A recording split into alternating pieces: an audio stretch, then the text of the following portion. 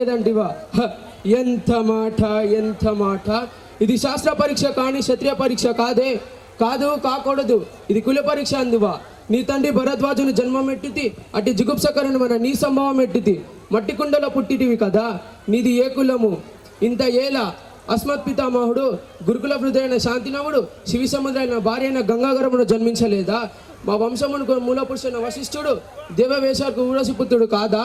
అతడు పంచమయాతి కన్యనే కన్నా అరుణతన శక్తిని, ఆ శక్తిని చండాలంగందు పరాశవుని, ఆ పరాశవుని మచ్చగందు మా తాత వ్యాసుని, ఆ వ్యాసుని విధవరాండైన మా పితామహి అంబితతో, మా పితామహి అంబితతో పాండురాజుతో, మా ఇంటి దాసుతో ధర్మ నిర్మాచనుడని మీచే కీర్తింపబడుతున్న ఈ విరుధదేవుని కన్నలేదా?